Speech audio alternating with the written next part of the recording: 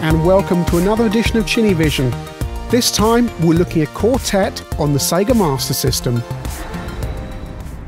Quartet by Sega hit the arcades in 1986, and it had much in common with Gauntlet in that it had a four-way control system, so four different players could play at once in order to complete the game.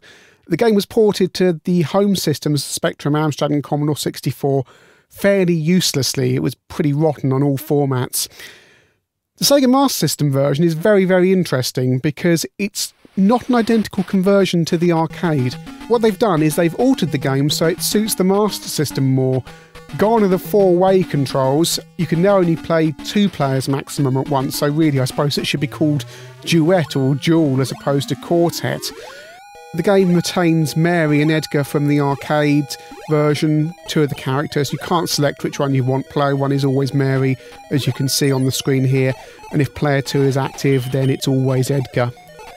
It does share a lot in common with its arcade counterpart. You run along, you collect the jetpack to enable you to reach different parts of the screen.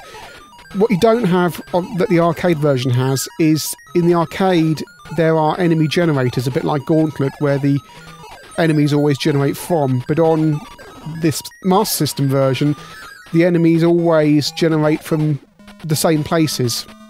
So if you zap this baddie here, he will generate down there again in a minute.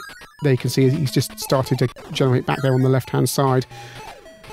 You have to pick up the objects through the levels, the clock there, the stars, and defeat the end of level baddie to get the key. We've got to defeat this guy here and he will drop the key and then we can get onto level 2. We've got to be very careful of, and as you can see there, is if you drop the jetpack, if you can't reach it again, you're stuck. You can't go back and get that, so now I don't have access to the jetpack anymore, which makes it incredibly hard.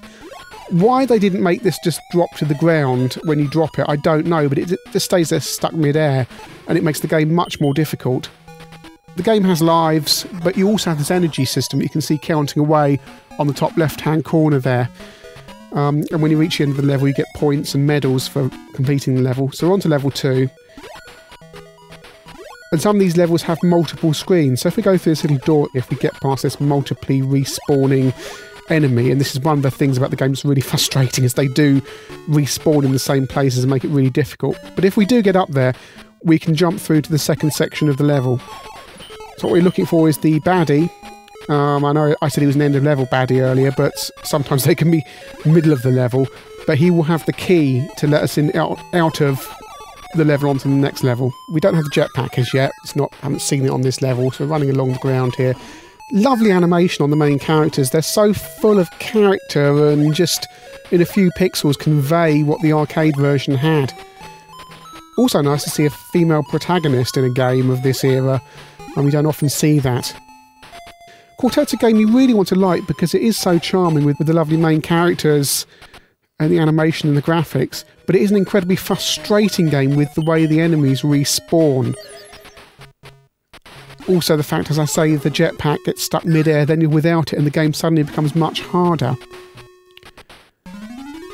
The arcade version of this has about 30 levels, this version has 6.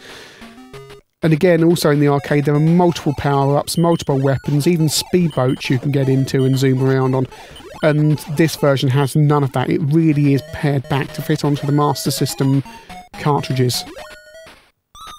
But the graphics are really nice. It does play well. It does get a bit samey after a while. It is the same old platforms, the same old enemy patterns. The game is a bit of a cash-in on the Gauntlet concept, but it does also, like Gauntlet, become much more fun when you've got two players to play with. The levels are much more balanced and even when there's two sets of guns running around able to shoot the baddies. It makes the game much more enjoyable, and if you can play this with a friend, it goes from being a good game into an absolutely fantastic game.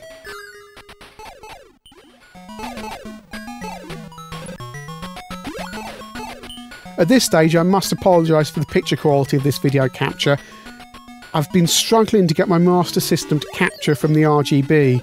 I've finally found a way of doing it, but the video levels are still pretty high and it's overloading the capture, so we're getting this slight blurring and on the highlights especially weird things happening, but I really wanted to show off this game.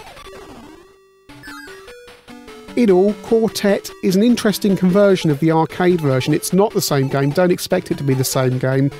As a single-player game, it's charming but quite flawed. But as a two-player game, Quartet, or Duel as I prefer to think of it, goes from being quite a good game into a rather excellent game.